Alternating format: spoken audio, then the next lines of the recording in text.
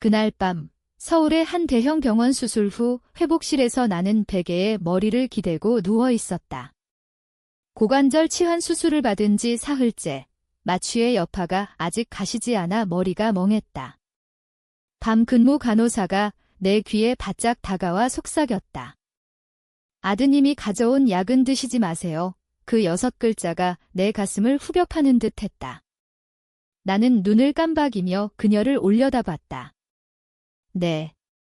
뭐라고 하셨어요? 하지만 그녀는 이미 등을 돌려 내 정맥주사 라인을 조정하며 무표정하게 멀어지고 있었다. 바로 그 순간 내 아들 민우가 약국에서 산 작은 종이 봉투를 들고 들어왔다.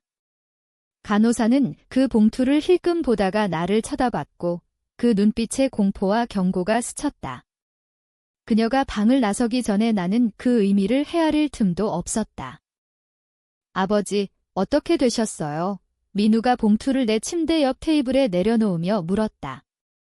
고관절이 트럭에 깔린 기분이야. 나는 평소처럼 대답하려 애썼지만 심장이 쿵쾅거렸다.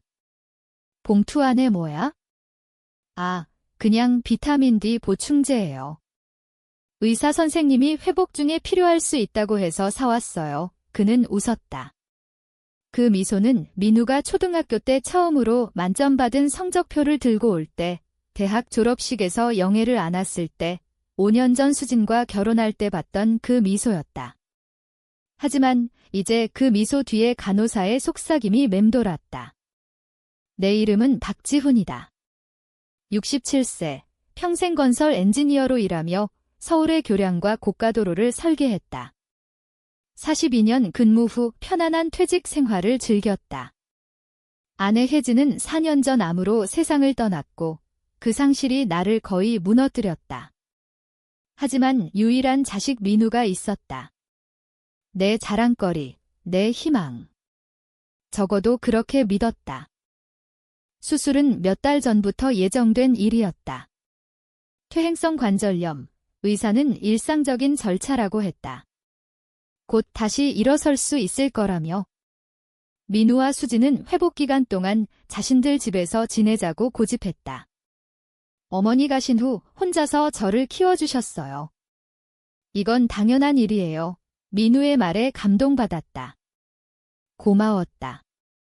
그런데 이제 병실에 누워 그 무해해 보이는 봉투를 바라보니 의심의 차가운 손가락이 등을 타고 흘렀다. 고맙다. 아들아, 나는 가까스로 말했다. 나중에 먹을게. 지금 속이 좀 메스꺼워. 네, 알겠어요. 그는 방문자 의자에 앉았다. 수진이가 차 주차하고 있어요. 아버지가 좋아하는 보리국을 끓여왔어요. 내일 퇴원해서 집으로 가시면 제대로 회복하세요. 그들의 집으로, 내가 완전히 의지해야 할 곳으로. 간호사의 말이 머릿속에서 메아리 쳤다. 민우가 수진을 찾으러 나간 후 나는 천장 타일을 올려다보며 그 구멍들을 세었다. 42년 엔지니어링 경력이 가르쳐준 건 문제를 체계적으로 분석하고 패턴을 찾고 경고 신호를 무시하지 말라는 거였다. 나는 사가 꽂히지 않은 손으로 봉투를 집어들었다. 안에는 비타민 D 보충제 병이 있었다.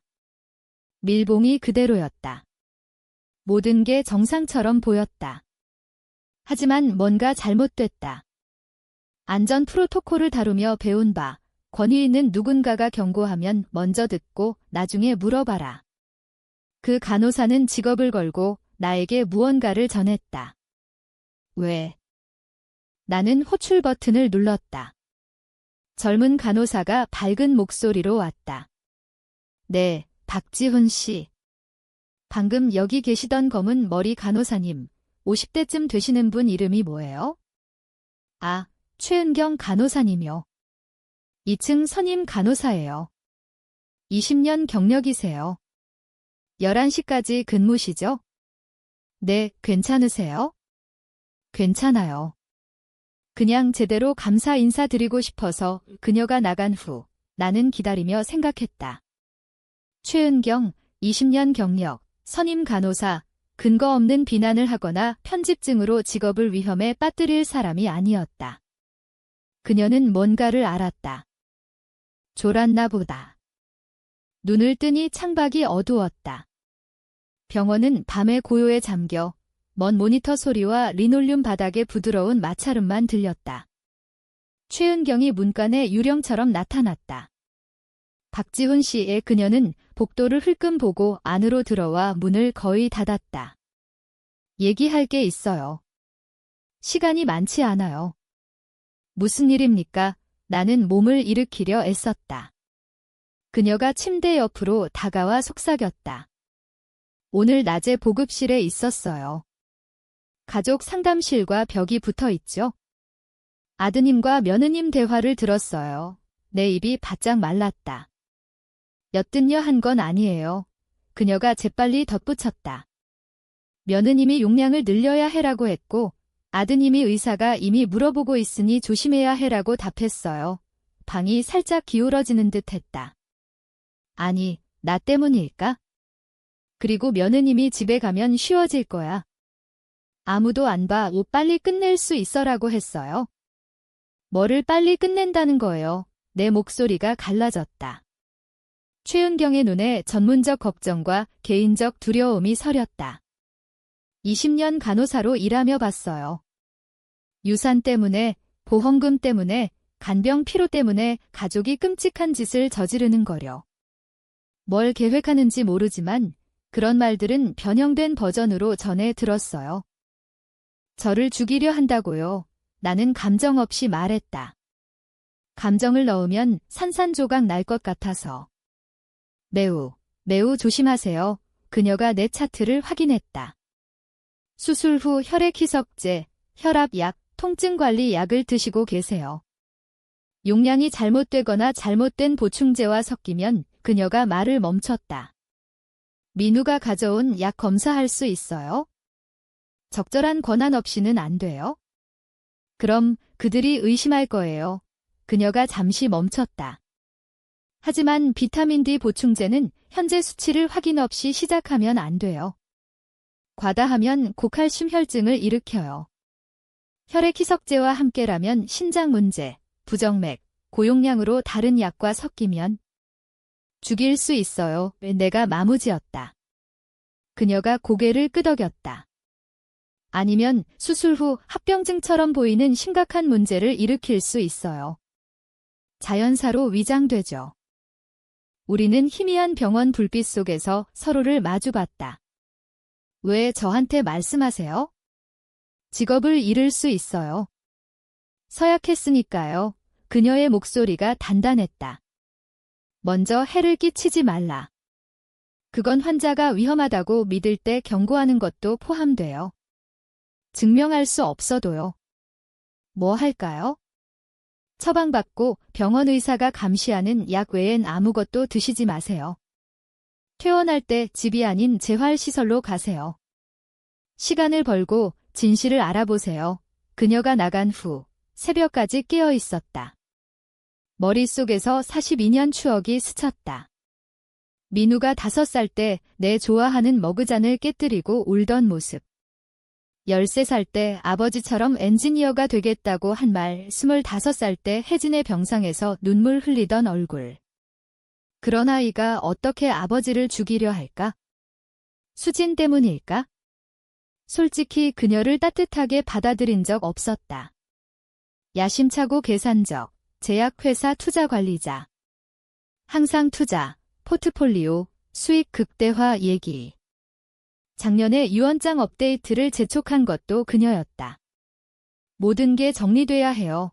아버지 그리고 나는 모든 걸 민우에게 줬다. 강남집 30억 원 가치. 혜진과 쌓은 투자 포트폴리오, 생명보험, 연금. 민우에게 의료 결정권까지 줬다. 살인 열쇠를 건넨 셈이었다. 다음 날 아침 의사가 회진했다. 박지훈 씨, 좋아 보이네요. 오늘 오후 퇴원할 수 있을 것 같아요.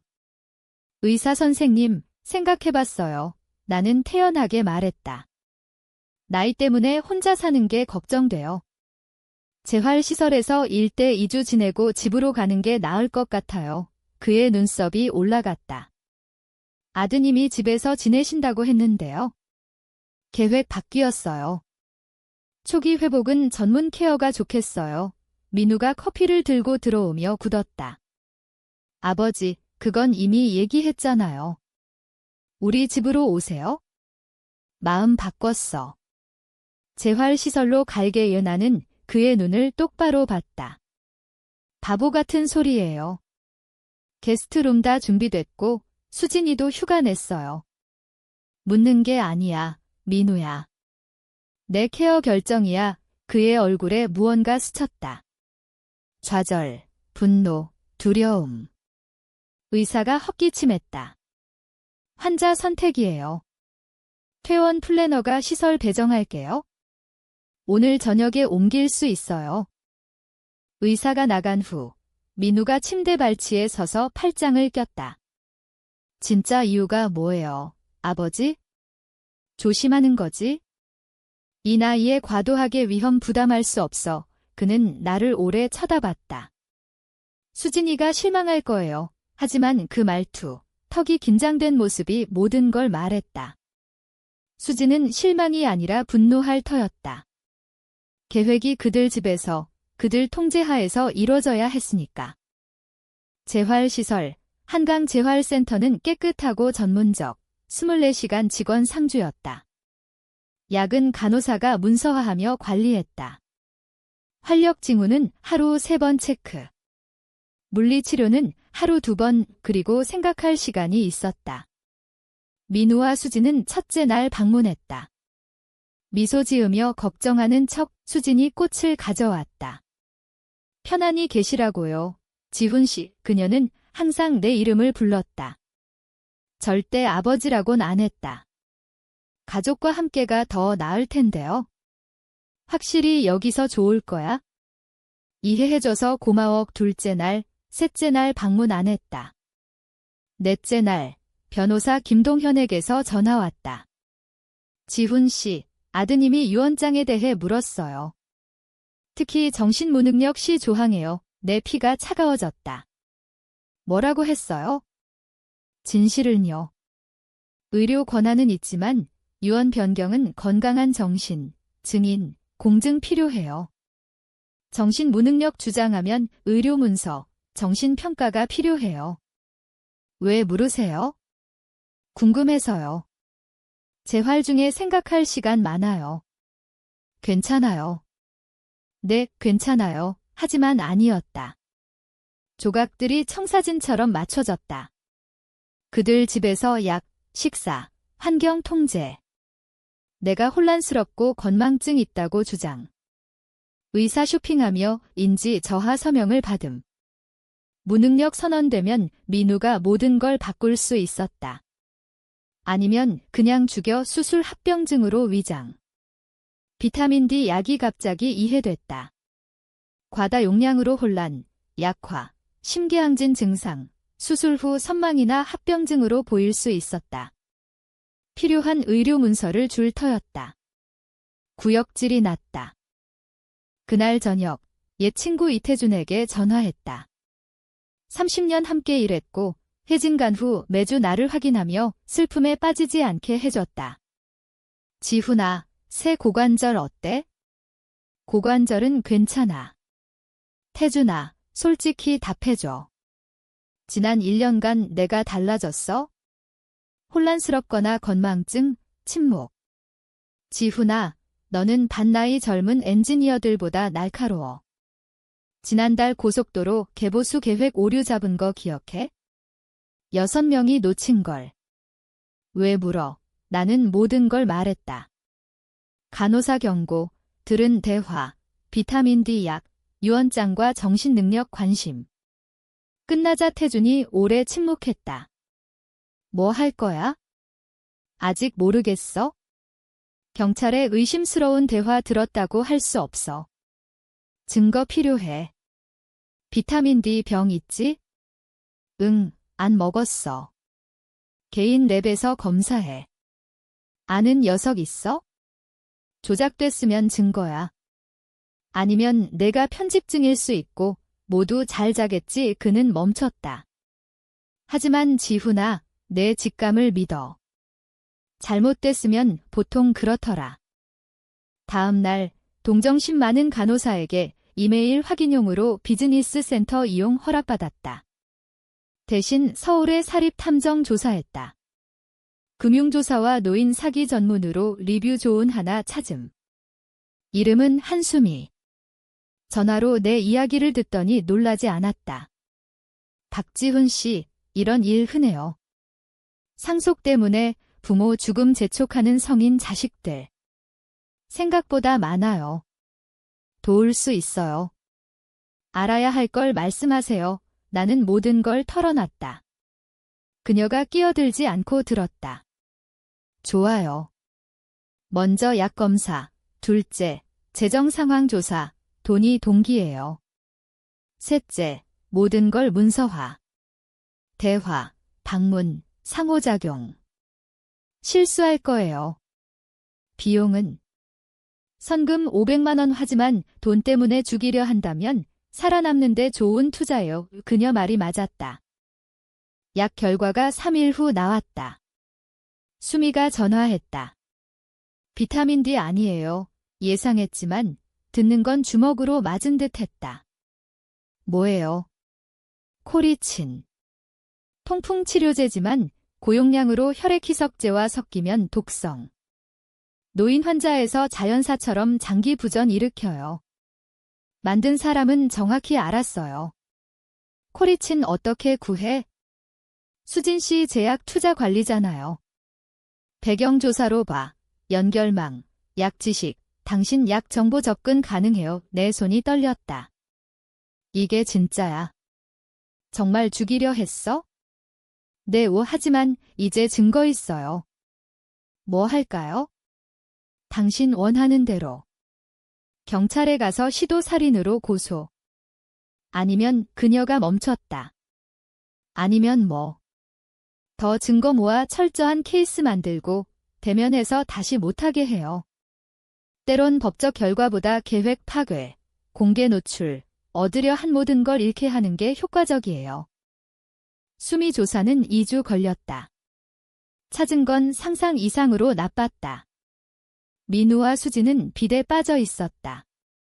크립토 통화에 크게 투자해 거의 다 잃음. 집에 두 번째 모기지, 신용카드 한도 꽉 차, 고금리 사채. 8억 4,700만 원 빚졌고 사채업자가 90일 내 갚지 않으면 폭력 위협. 내 유산은 약 34억 원, 빚 청산하고 여유롭게 남을 액수였다. 수진이 설계자였다. 수미가 이메일, 문자, 민우 노트북 삭제된 검색 기록 찾음. 노인 환자에서 탐지 안 되는 독, 심장마비 유발, 치매 증상 위장. 민우는 처음에 주저했다. 초기 메시지에서 망설임, 의문 보였지만 수진이 설득했다. 진짜 죽이는 게 아니야. 그녀가 쓴 메시지. 어차피 나이 들었어. 피할 수 없는 걸 가속하는 거지? 그 돈으로 뭐 할지 생각해봐, 민우야. 새로 시작할 수 있어? 우리가 마땅히 누릴 삶. 마땅히 누릴 삶. 나는 민우에게 모든 걸 줬다. 교육비, 혜진 사망 후 지지, 수진을 가족으로 환영. 그녀가 나를 지루하고 구시대적이라고 봐도 이렇게 갚다니. 가족 회의를 불렀다. 중립지대, 김동현 변호사 사무실 회의실. 유산계획 논의라며 수진도 오라고. 제때 왔고 전문적으로 차려입음. 민우는 피곤해 보였다. 수진 미소는 날카로웠다. 와줘서 고마워. 나는 말했다. 앉아. 김동현이, 수미가 노트북과 태준이 증인으로 있었다. 민우가 혼란스럽게 둘러봤다. 아버지, 유언장 얘기라고 했잖아요. 맞아. 나는 폴더를 테이블 너머로 밀었다. 열어봐. 그의 얼굴이 창백해졌다. 약 랩 보고서, 재정조사, 인쇄된 이메일과 문자. 수진이 폴더를 낚아채 읽더니 차가운 눈으로 나를 봤다. 이건 불법이에요. 사생활 침해. 법정에서 안 통해요. 시도살인 조사에서 증거 수집에 여유가 많아요. 특히 노인 피해자라면 수미가 말했다. 시도살인 수진의 웃음이 연극적이었다. 미쳤어요. 그 약은 그냥 코리친이에요. 혈액 희석제와 섞이면 나는 조용히 끼어들었다. 정확히 알았지, 수진아. 연구했어. 내 노트북 인터넷 기록이 증명해. 민우의 손이 떨렸다. 아버지, 설명할게요. 뭐 설명해? 내 목소리는 차분했지만 속에서 비명이 났다. 도구로 날 죽이려 한 걸? 수술 합병증처럼 보이게? 아버지 목숨이 도박빚 청산보다 가치 없다고 결정한 걸? 도박 아니에요. 수진이 쏘아붙였다. 투자가 실패한 거고 어차피 민우에게 줄 거잖아요. 지금 반나 5년 후, 자연사 후 반나 무슨 차이예요? 그 캐주얼한 잔인함에 나는 침묵했다. 차이는 살인과 상속이에요. 김동현이 차갑게 말했다. 하나는 범죄예요. 수진이 일어섰다. 갑니다. 증명 못해요. 앉아 목소리를 높이지 않았지만 내 톤에 그녀가 얼었다. 아직 안 끝났어. 뭐 원하세요? 민우의 목소리가 속삭임이었다. 뭐 할 거예요? 나는 아들을 봤다. 정말 봤고 낯선 일을 봤다. 선택권 줄게 나는 말했다. 옵션 하나, 경찰에 모든 걸 둘 다 시도살인, 사기 공모로 기소. 감옥 가고 3파괴의 수진이 입을 열었다. 나는 손을 들었다. 옵션 2, 다음 조건 동의. 수진아, 즉시 사직. 민우야, 너도. 둘 다 2년 이상 개별 및 공동치료 필수. 집 팔아 빚 갚아. 보통 아파트로 이사, 정상 직업 가져. 정상 3 살아. 미쳤어요. 수진이 항의했다. 안 끝났어. 둘 다 범죄 인정 법적 문서 서명. 동현이 보관. 나한테 다시 연락하거나 이런 짓 다시 하면 경찰에. 유산 권리 모두 포기. 모든 게 자선으로.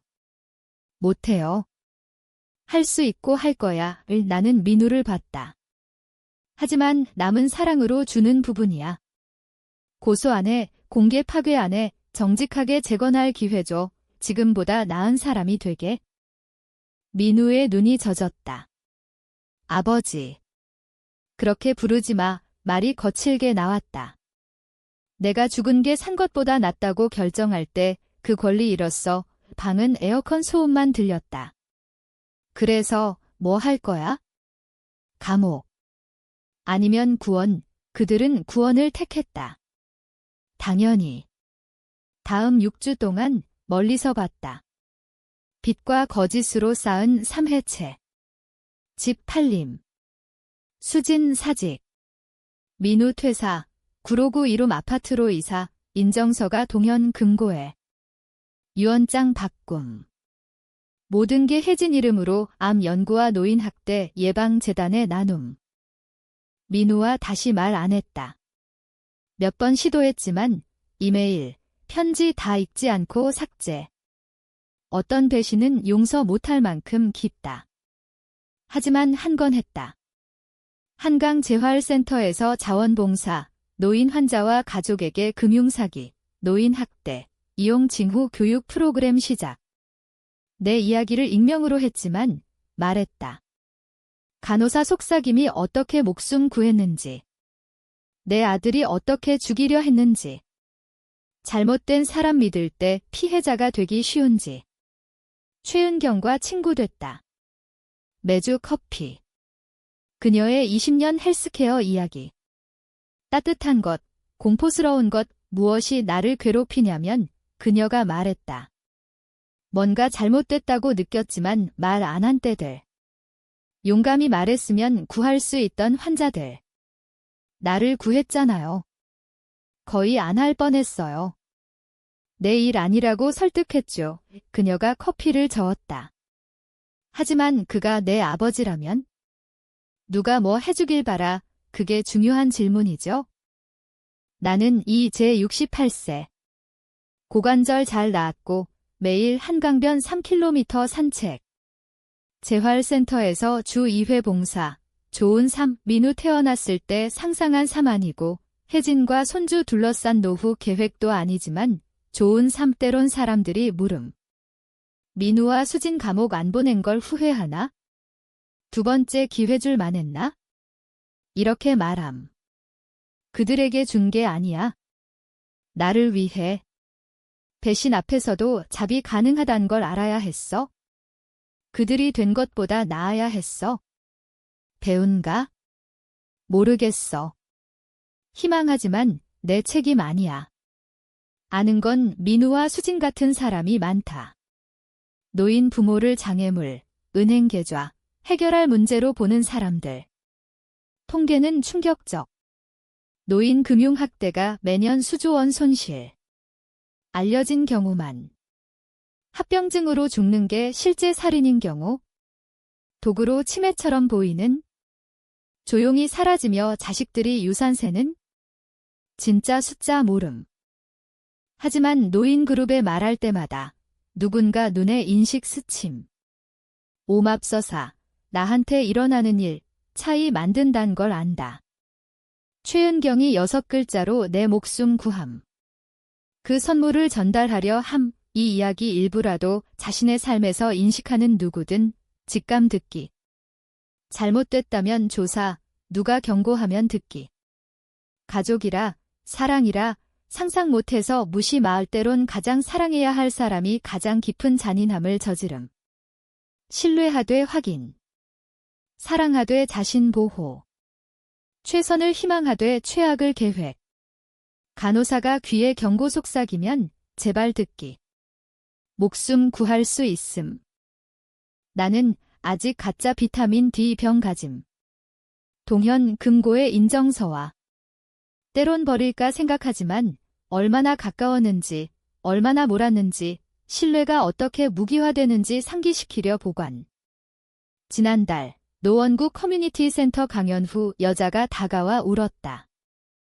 아들이 의료 권한 서명 재촉해요. 며느리가 혼자 사는 게 필요 없다고 계좌 접근 주라고 해요. 의심이 편집증인가 했어요. 직감 믿어요. 항상 그녀가 2주 후 전화. 탐정 고용. 아들과 며느리가 6개월간 서명 위조로 통장 비움. 증거로 그들 맞고 고소, 남은 돈 보호. 목숨 구했어요. 아니, 최은경이 내 걸. 전달할 뿐 우리 할 수 있는 건 그게 다 겪은 고통을 타인 돕는 걸로 바꾸기. 배신을 보호로. 슬픔을 옹호로. 혜진이 승인할 거야. 그녀는 내가 복잡한 걸 이해 쉽게 설명하는 재능 있다고 했음. 퇴직으로 가르침 끝났다고 생각. 틀렸음. 어떤 교훈은 가장 힘들게 배운 자만 가르칠 수 있음. 나는 박지훈. 68세 내 아들한테 노인 학대와 시도 살인 생존자. 누구에게나 일어날 수 있단 걸 말하려 함. 나한테 일어났음. 하지만 아직 여기 싸우며 내 이야기 듣는 모든 노인이 질문, 조사, 자신보호 권리 있단 걸 알게 함. 때론 가장 위험한 사람은 가장 신뢰하는 사람. 때론 낯선 이의 속삭임 경고가 재앙과 당신 사이 유일한 것. 경고 듣기. 직감 신뢰. 자신 보호. 목숨 달림.